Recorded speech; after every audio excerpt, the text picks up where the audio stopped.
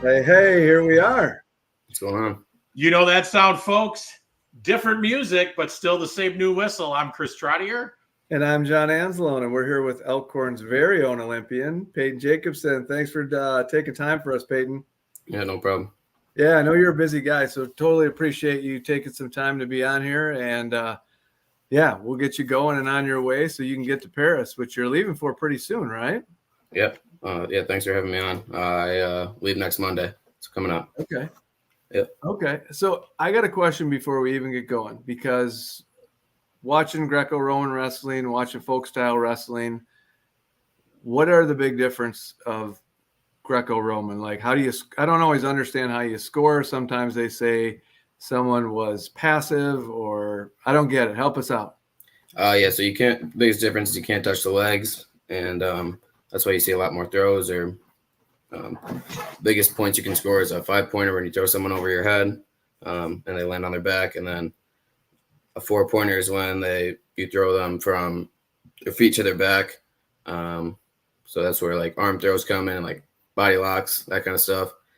And then takedown is 2 points and push out is 1 point. So usually if there's no scoring going on, the one who owns the center more is going to get the other guy's going to get the passive call, and the other guy will go on top usually. Okay. And then that's when, if you escape from the bottom, there's points for that, or no? No points for escapes. They bring you up after like 30 seconds, 20 to 30 seconds. Okay. Yep. Okay. So, all right. So Payton, so not everybody knows who's going over to Paris from all the countries. Are you like scouting, reviewing, planning, working with your coaches to identify who's your first match and who's the favorite and what it looks like moving forward? What does that preparation look like? Yeah, I mean, I know who's going to be there, but mainly just focusing on myself. Okay. Trying to perfect myself in all areas of on my feet, and then trying to score on top, and then trying not to get scored on bottom. So those are just the focuses right now. And I mean, I know who I have, but yeah, those are the main focuses. Just get myself ready. So how did it feel to get that Olympic gear? Oh, it's big. Yeah. I'm really excited to compete there and go rep for the country. When the gear showed up, though, was it like, this is real, here we go? I don't even know. It's just kind of like what we trained for. So it wasn't like, I don't know, it wasn't anything too big in my opinion. Yeah, we're just training right now. Just getting ready. Well, the reason you're an Olympian is because we get more excited than you. For sure. You're focused on the task at hand, right? Oh, yeah. Yeah. Yeah. So what is it, you've always been laser focused on whatever you do. What does it take, or what do you think it takes to be an elite athlete, like Olympian, professional? What does that take? I think first it comes with like the love of the sport. You got to start loving what you're doing. You got to start loving going to practice, loving all the grueling workouts. Like you got to start loving that stuff a little bit. And then just a lot of discipline, diet, being controlled with your college life, social life, just living a disciplined life. So yeah, those are the main 2 things I'd say. Which you have, because being at my house, there were times that you didn't dip into the food costs because you're like, hey, I can only have water or a slice of ham today. Yeah, no, that's ridiculous. However, there were other days you were at our house when we said, where's Payton? And you were in the pantry just having at it. Oh, yeah. My high school days. Oh, yeah. Payton, what was one of your favorites over at the Anzalone house that they always kept on hand that they didn't have at the Jacobson house? They always have Pop-Tarts. I love Pop-Tarts. What's your favorite Pop-Tart? S'mores. I'm with you. I'm with you.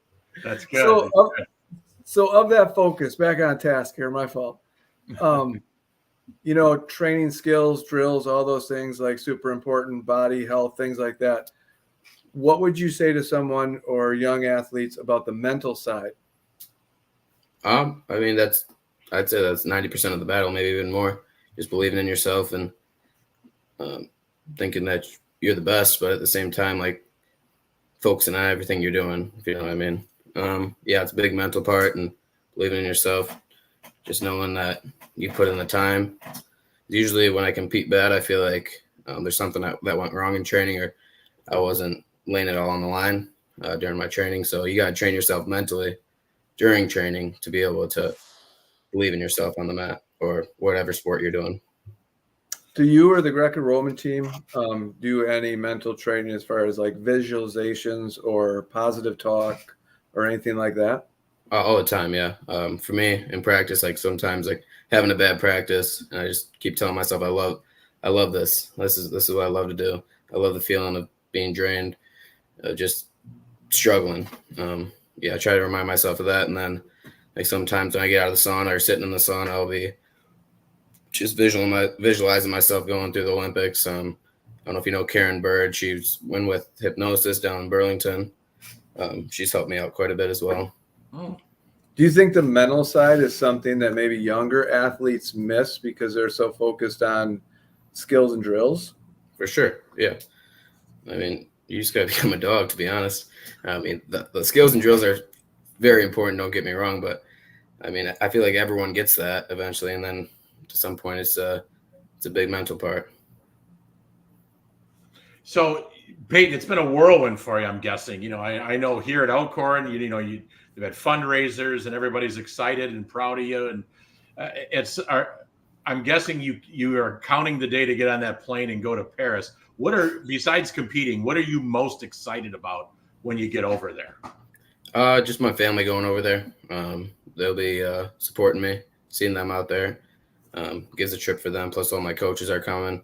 It's pretty special. And Benji Peak's coming as my training partner. So awesome. I mean, we both going out there. It'll be cool. That's really neat. That's really neat that Benji's going to get a chance to take part in that as well with you. And yeah, you guys have done a lot of wrestling and a lot of training together. And yeah, that's probably super special. Yeah, for sure. Yeah. So let's bounce off wrestling for a little bit. What do you like to do when you're not wrestling other than watch Rocky?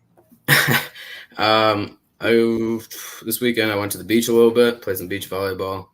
It was nice out. Other than maybe go on a longboard ride, play some soccer, basketball. Yeah, it's getting active. Went on a hike today. Yeah, I golf a lot too. I haven't golfed much this year though. Okay. So I haven't had the time. And whenever I go out, just don't play so good. Golf is a humbling game. Yeah, you got to stay on top of it to be like actually good. So I don't have the time right now. It's frustrating. It's quite unforgiving. We got the Booster Club outing coming up, Jon, on Friday. That's true. Yeah. We do, don't we? Booster and Rotary. Yes. All right. So I got one more like kind of off topic of Olympics for you, Payton. Where do you see yourself in 10 years? Like, what would you like to be doing? Where would you like to be? Maybe still wrestling. I don't know. No, I don't want to still be wrestling. Honestly, I mean, I'm getting my degree in sports science. I'm going to be a strength coach. I'm trying to help like younger athletes like take that next level. I don't know exactly where I'll be at, but working with I'll start with ETS and then see where that takes me. Nice. Okay. Yeah. I don't know. Just so you have one more year. Crazy. Huh? Okay. One more year at Michigan, Northern Michigan. One semester. One semester. Yep. Okay. Now, your degree, will that push you into getting a master's and keep going, or will it? And if so, I don't really know yet. I don't need it, I don't think, but we'll see if I go back to school. Yeah, it depends on how this goes. We'll see. Nice. Yeah. Are you looking forward, I'm assuming, to opening ceremonies and all that hoopla? Oh, yeah. No, it'll be cool. Who's sponsoring the gear? Did you get the gear? Like, that's always a conversation for us who are watching from our couch. Polo Ralph Lauren. They got the opening ceremony gear. I don't know. I mean, I got my Nike singlets for the games, but yeah, I really don't know who. What else we'll get. You guys know the story about Jordan in the '92 Olympics? Did you ever hear that one? With who? Oh, Michael Jordan? No, I haven't. No, so Reebok was the sponsor. Oh, yeah. And at the gold medal, he draped a flag over since he was a sponsor of Nike. I thought that was kind of an interesting story that came out. It's crazy. He's probably the only one who could get away with it, right? For sure, MJ. Yeah, right. Yeah.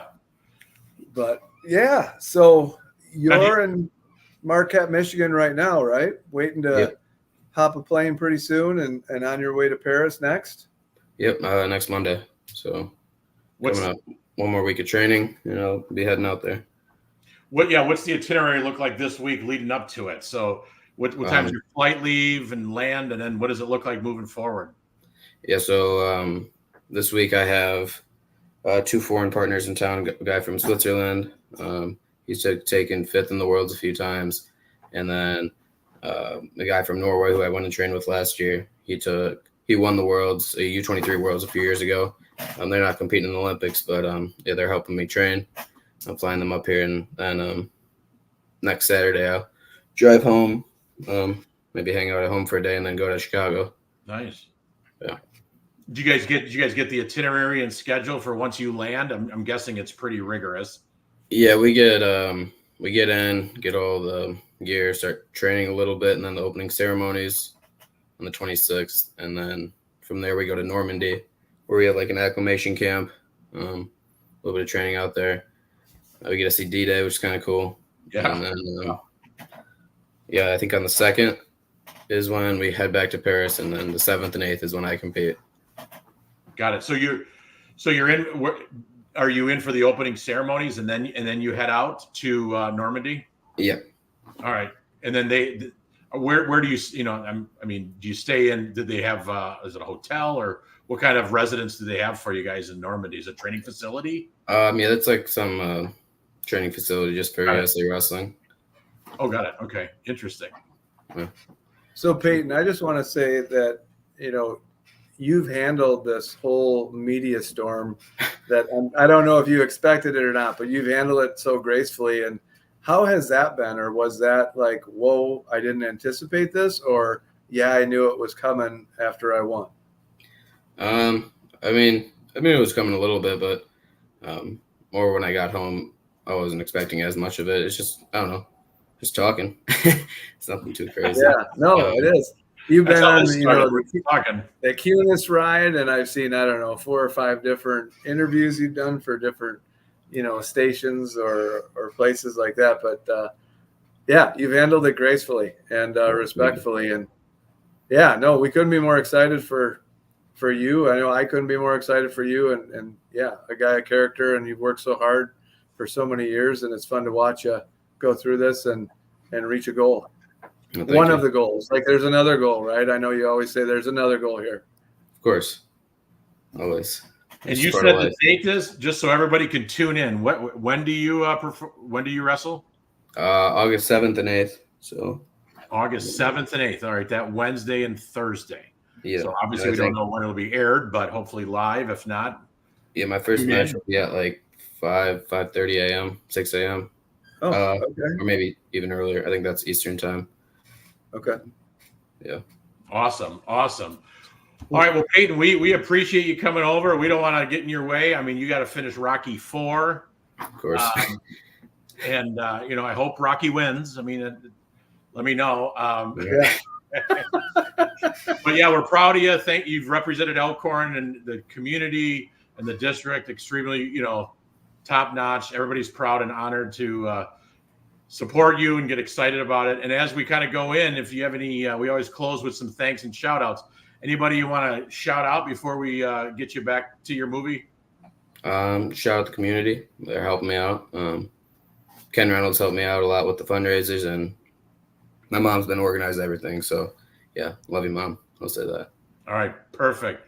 Well, good luck. You've already made us proud. John, anything else before we sign off here? Go get some gold, buddy. Go get them. All right. Thanks for taking time for us, babe. Yep. Thank you. Take care, Payton.